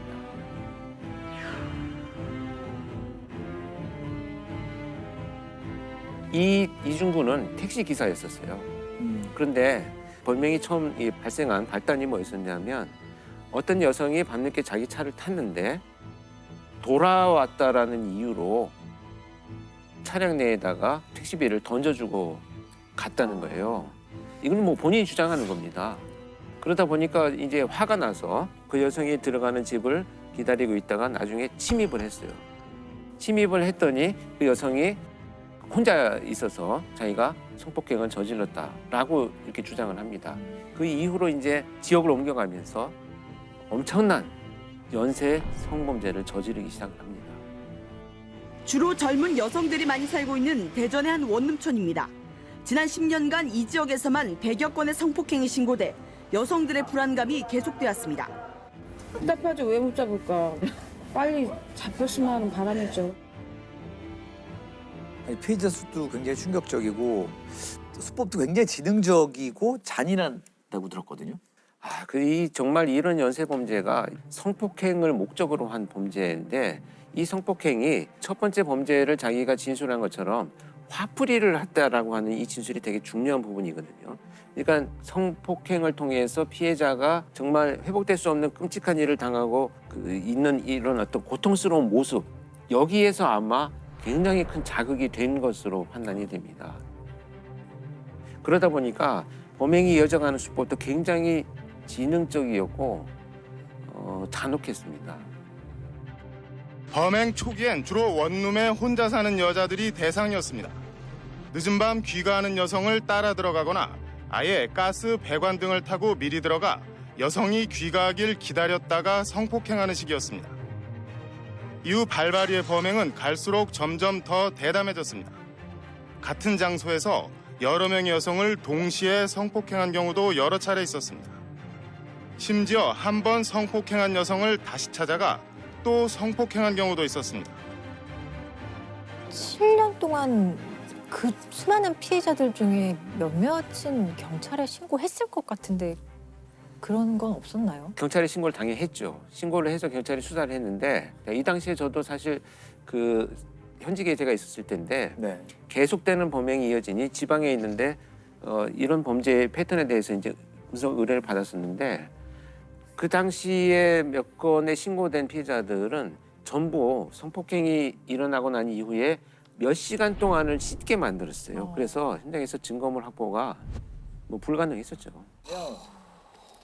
피해자들이 그러고 나니까 신고를 해도 불가능하겠다라고 체포가 불가능하겠다라고 포기하는 부분들도 많이 있었고요. 그러나 이제 뭐 증거가 나중에 나오긴 했습니다만 이 연쇄 성폭행 이중구의 이런 범죄 유형이야말로 우리가 생각하는 어떤 테러와 같은 정말 성범죄죠. 이런 끔찍한 범죄 행각을 좀 끊지 못했던 이 심리가 뭘까요? 이런 범죄를 저지르는 자들이 마치 이제 중독이라고 표현하는 이 뇌 기능의 변화를 같이 일으킵니다. 그러니까 예를 들면 내가 사람들한테 늘 모멸과 멸시를 받아왔다라고 생각하는 이런 왜곡된 주관적인 어떤 감정, 이런 것들을 이제 누군가를 지배함으로 해서 회복한다라고 하는 이런 그 감정으로 연결됐을 가능성이 굉장히 높다고 보고요. 그래서 저는 이 연쇄 성폭행 범죄자들이 성중독이라고 생각을 합니다. 자, 이 잔인했던 이중구의 범죄는 어떻게 마무리가 되나요? 결국은 이제 끝까지 이제 이 여러 군데 지역에서 발생한 범죄자들을 이제 경찰이 신고로 받기 시작하면서 DNA를 확보를 합니다. 발발이 이중구 씨 검거에 결정적인 역할을 했던 것은 DNA 감식 기법. 경찰은 범행 현장에 남겨진 통신과 차량 정보를 모두 뒤져 최소한 2번 이상 등장하는 10명으로 용의자를 압축해 주거지 파악에 들어갔습니다. 이 씨는 용의자 중 한 사람으로 지목됐고 이 씨 집에 남아있는 자녀의 DNA를 확인한 결과 가장 유력한 용의자로 결론 내렸습니다. 이중구의 형량은 어떻게 됐나요? 그래서 이제 그 최종 77건의 성폭행 사건의 범인으로 일단 확정이 되어가지고 무기징역이 선고가 됩니다. 오늘 제가 말씀드린 것은 연쇄 강도 강간 범죄지만 연쇄 범죄는 시작되는 순간 결국 계속되는 자극의 발전으로 진화가 되기 때문에 초반 수사가 중요한 유형의 범죄입니다. 그래서 연쇄 강력 범죄에 대한 연구가 지속되어야 되고요. 그에 따른 실효성 있는 예방 대책도 늘어나야 된다 이렇게 생각을 합니다.